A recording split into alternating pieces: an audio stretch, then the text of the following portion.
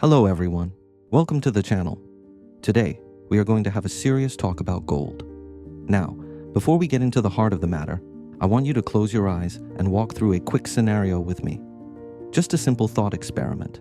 Imagine, it's 3 a.m., deep in the night. Suddenly, the city you live in is hit by a total, catastrophic, and unprecedented financial blackout. You reach for your phone, there is no service. Your banking app, it's just a blank screen with a connection error. You run down to the local ATM, but it's nothing but a dead hunk of metal. Your credit cards, at this exact moment, they are just useless slivers of plastic. And your crypto, that digital promise is now a ghost, because the power grid is down and the network is paralyzed. In that cold, terrifying split second, what do you actually hold in your hand that can buy a meal?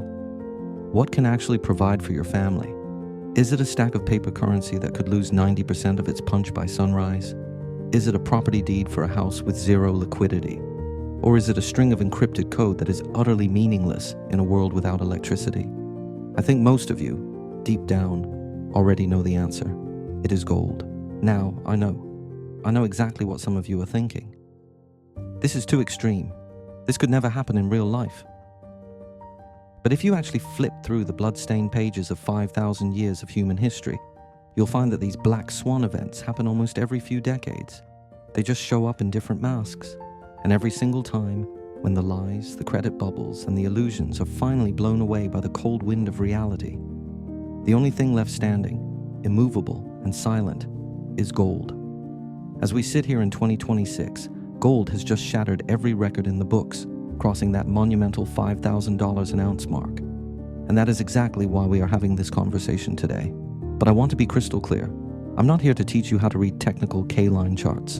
And honestly, I'm not here to predict next week's price swings. I don't claim to be a day trader. What I am going to do is spend this entire episode exploring the ultimate, unbreakable logic of gold, all the way from the laws of physics and the depths of history, to the fragile nature of sovereign credit and the darkest corners of human greed. This is my perspective. It is not financial advice. Market risks are very real, so please, move with caution. Now, we have to unravel the first core mystery. Why did human civilization, across thousands of years and separated by vast oceans, reach a universal consensus that gold is the ultimate embodiment of wealth? Think about the periodic table. There are 118 known elements in the universe. If you had to choose just one to serve as the global anchor for currency, how would you decide? First, the process of elimination. We must rule out all gases. You cannot carry a cloud in your pocket. Then, we rule out highly reactive metals, substances like sodium or potassium. You certainly don't want your wallet to spontaneously catch fire or explode just because it's a rainy day. Of course, we must also rule out anything radioactive, unless you want your vault to be a lethal hazard. After this filtration, we are left with only 5 rare metals: platinum, rhodium, palladium, silver, and gold. Let's look at their properties. Platinum's melting point is a staggering 1,768.3 degrees Celsius.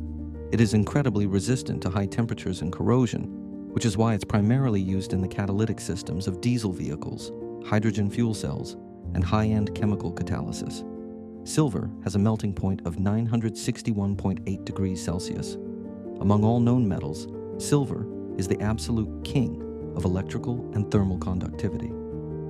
This makes it indispensable for the electronics industry, found in everything from circuit board wires and contact points to solar panels. That leaves us with gold.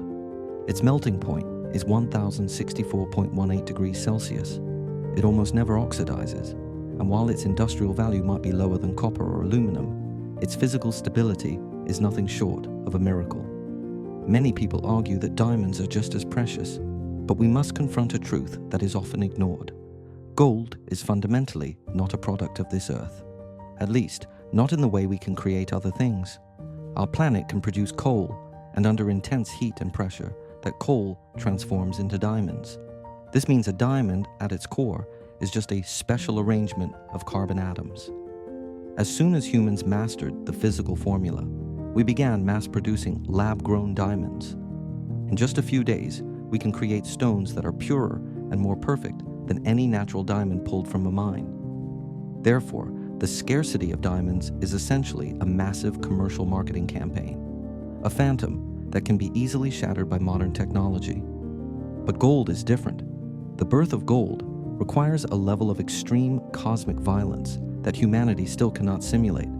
A neutron star collision or a supernova explosion. In the depths of space, two neutron stars, dense beyond imagination, collide at the speed of light. In that space-time tearing moment, an intense flux of neutrons is forced into atomic nuclei, forging gold. Every single gram of gold on your finger today arrived on this planet as interstellar dust from those ancient cosmic explosions. We see the evidence of this wealth in the stars. NASA has been tracking an asteroid known as 16 Psyche. It isn't made of rock. It has a massive metallic heart. According to NASA's probes, the gold and precious metals on this asteroid are worth approximately $10 quintillion. That is a 1 followed by 19 zeros. Scientists have calculated that if we could ever capture this asteroid and bring it back to Earth, every single person among our 8 billion population would receive roughly $125 billion. But that's the ultimate irony. If gold were everywhere, it would be worth nothing. It is precisely its absolute scarcity on our planet that grants it its eternal power. Gold is, in its very essence, immortal. It does not rust, it does not decay, and it remains untouched by the corrosive forces of acid or alkali. You could retrieve a gold coin from a shipwreck that has been resting in the salt-heavy depths of the ocean for over 2,000 years, and it would still gleam with the same brilliance as the day it was first minted. This physical permanence is precisely what makes gold the natural bridge between humanity and the divine. In almost every religion and culture, gold's status is considered sacred and inviolable. In Chinese culture, there is a deep-seated obsession with this metal. We often say, people need fine clothes, and Buddha needs gold clothing. This isn't just a proverb, it is a foundational value system. In the most sacred temples, the most revered statues of Buddha are always gilded or made of solid gold, because in the eyes of our ancestors, while everything in this world eventually rots, only the Dharma and gold are eternal. To craft a deity from gold is to symbolize an indestructible body and an everlasting faith. We see the same reverence across the globe. In the Bible, when the 3 Magi brought gifts to the infant Jesus, the very first gift listed was gold, representing the nobility of kingship and the purity of divinity. In ancient Egypt, pharaohs believed gold was the flesh of the gods. They sealed themselves in golden sarcophagi and wore golden masks, like the famous mask of Tutankhamun, hoping the eternal nature of gold would grant their souls immortality. And in India, this worship reaches its peak. For Hindus, gold is the physical incarnation of Lakshmi, the goddess of fortune and prosperity. Whether it is a wedding, a ritual, or a festival, the absence of gold is seen as a disaster. They believe that to gift gold is to gift a blessing. Regardless of skin color, language, or creed, the entire world shares an identical awe when facing gold. It has moved beyond being a mere currency. It has become a civilizational totem. So, why is this ancient metal more sought after than ever in our hyper-digital 2026? We have to look back at the turning point in 1971. Before that year, the global financial system operated under the Bretton Woods Agreement, where the US dollar was pegged to gold and all other currencies were pegged to the dollar.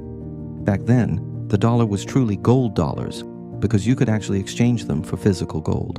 But in 1971, when President Nixon announced the decoupling, humanity entered a 50-year experiment with fiat money. In this experiment, global debt has spiraled out of control like a massive snowball. By the data of 2026, total global debt has surpassed a staggering $350 trillion, more than 3 times the entire global GDP. This means even if the whole world worked for 3 years without eating or drinking, we still couldn't pay it off. Today, the situation is even more complex because we are seeing the weaponization of credit. When a nation's overseas assets can be frozen overnight, central banks suddenly realize that digital numbers in someone else's system are not actually possessions. They are merely permissions that can be revoked at any time.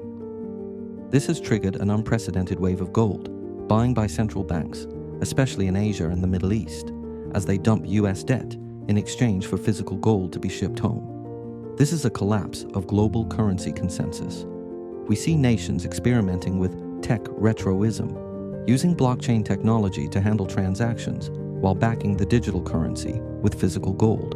It solves the problem of gold being hard to carry or divide, while solving the credit problem of digital assets being printed out of thin air. But even so, a paradox remains. Can you truly carry physical gold across a border during a war? If you rely on digital gold, can you actually redeem the physical metal when the system fails?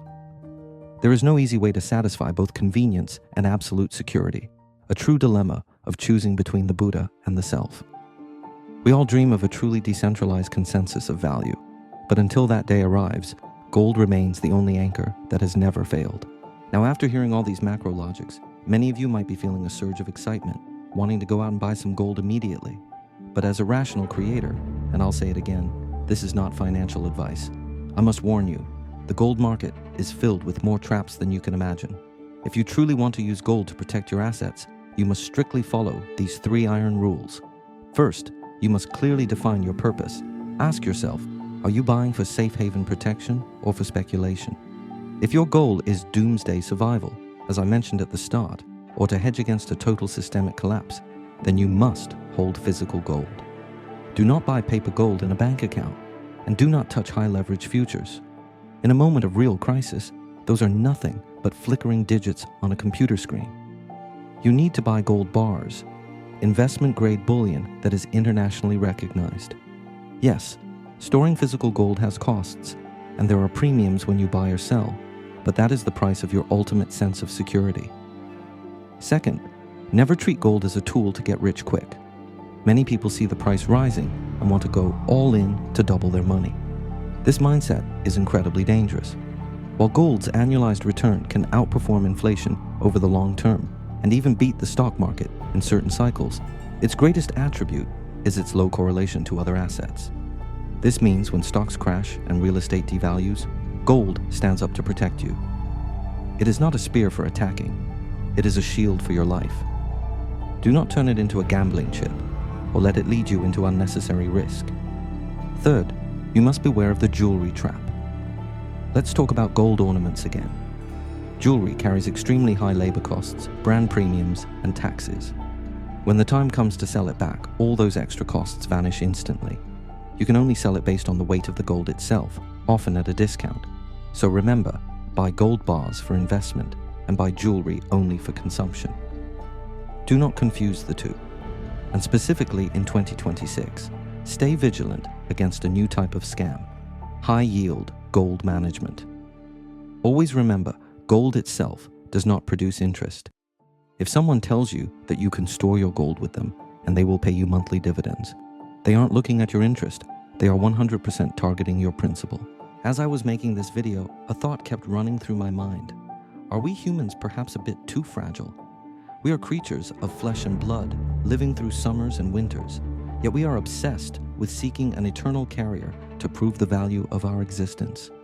Thousands of years ago, pharaohs covered their faces in gold leaf, hoping their souls could escape the decay of time. Thousands of years later, in this era of digital emptiness, we are still frantically hoarding it. What exactly are we so attached to?